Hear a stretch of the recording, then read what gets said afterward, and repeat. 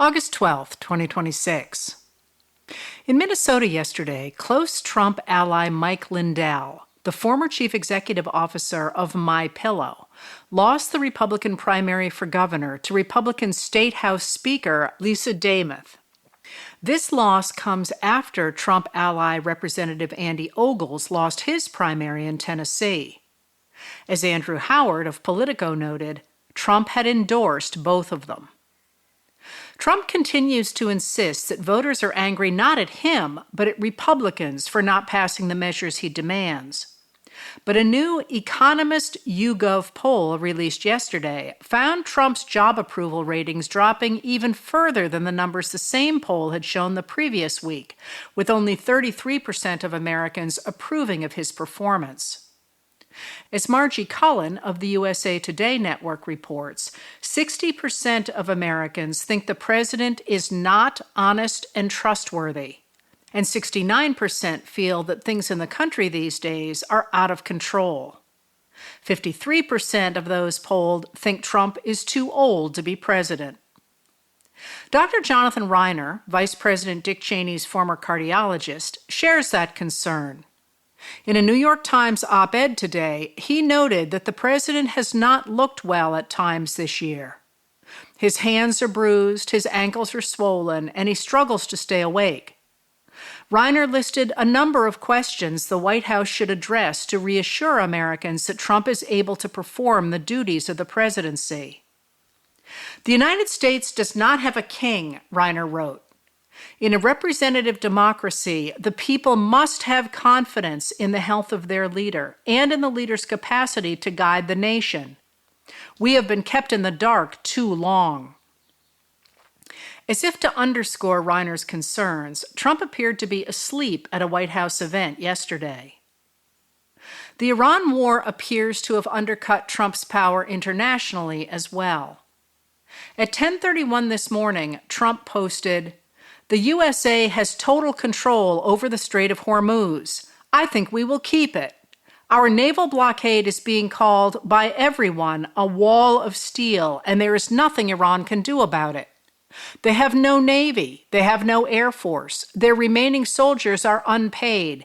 The IRGC is decimated and fleeing, and their leadership is uncertain at best.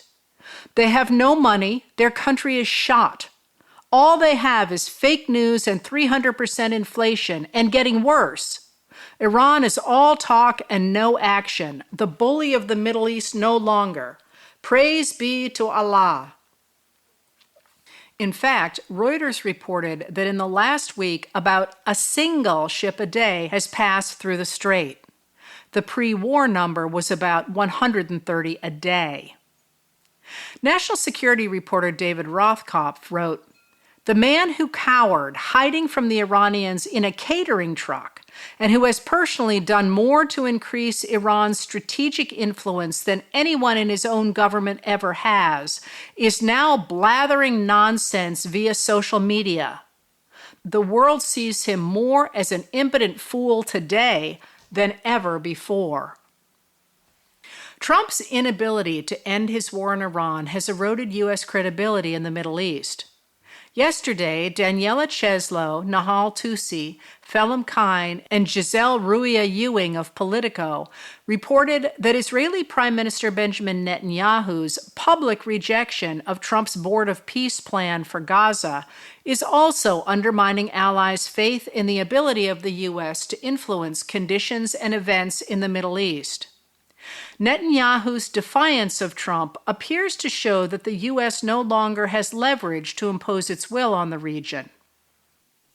Referring to the Board of Peace that Trump has supported as an alternative to the United Nations, Zaha Hassan of the Carnegie Endowment for International Peace told the journalists, "It's really a Trump personal enterprise, so if it can't get Israel to stand down in Gaza, to withdraw, to allow the Board of Peace to do its work, how can any other regional actor believe that the U.S. can restrain Israel in their neighborhood?"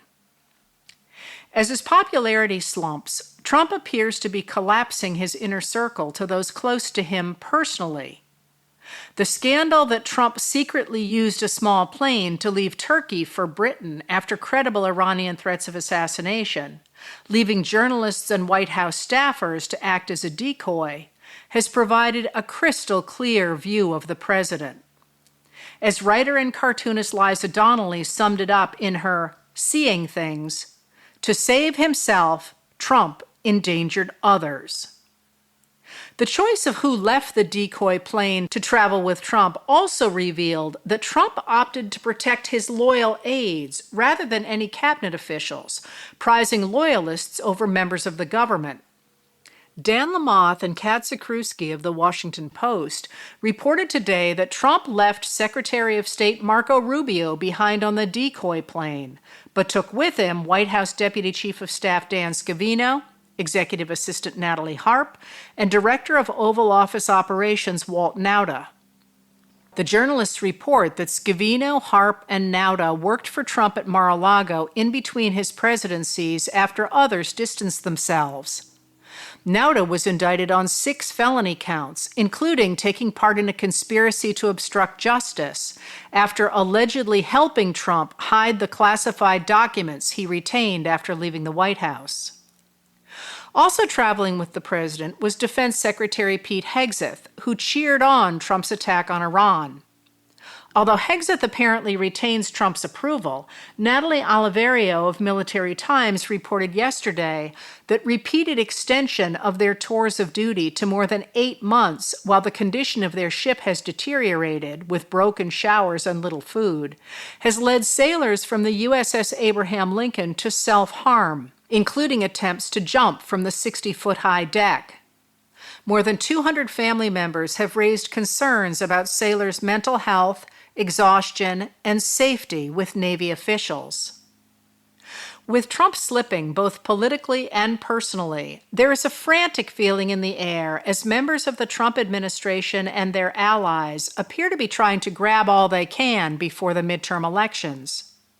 Today, Jonathan O'Connell and Sarah Blasky of The Washington Post reported that the renovations Trump is making to the White House campus will cost at least $927 million, with that money coming primarily from taxpayers.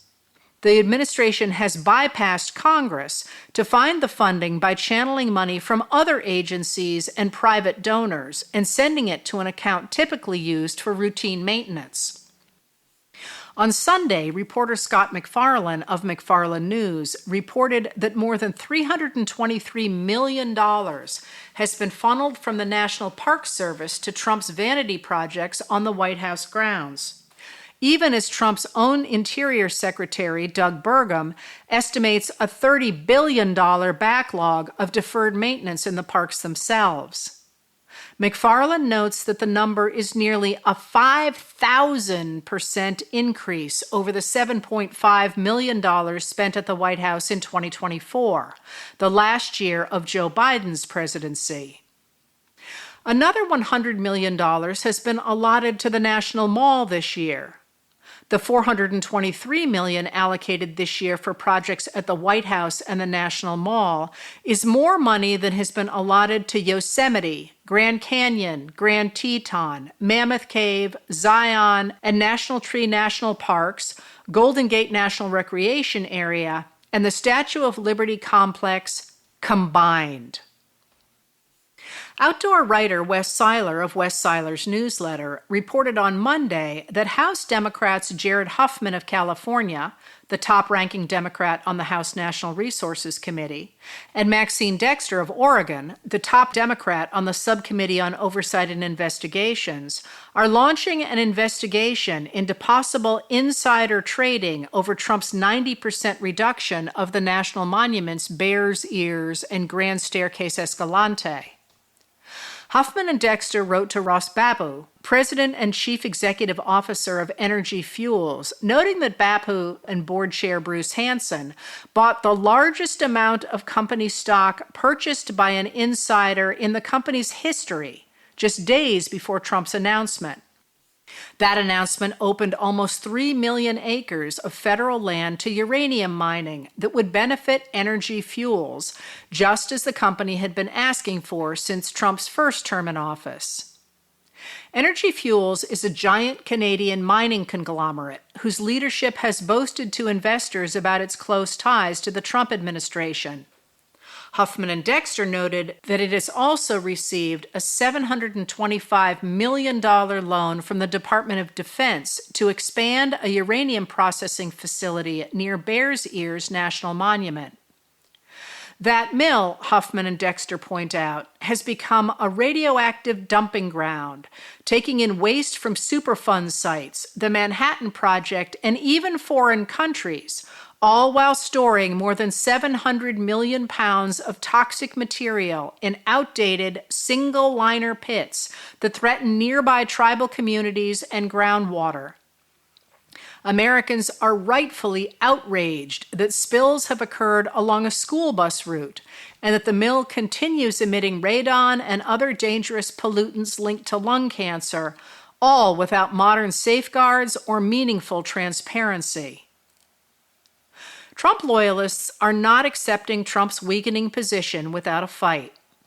Today, journalists like Sarah Davis of The Hill reported that Mike Lindell, who lost the primary by more than 10 percentage points, is refusing to concede. He claims his team is investigating irregularities in the vote totals. Representative Ted Lieu ridiculed Lindell's echo of the claims he and Trump had made about the 2020 election. Many people say Venezuela rigged the election against Mike Lindell because they don't like his pillows, Lieu wrote. Never seen anything like it.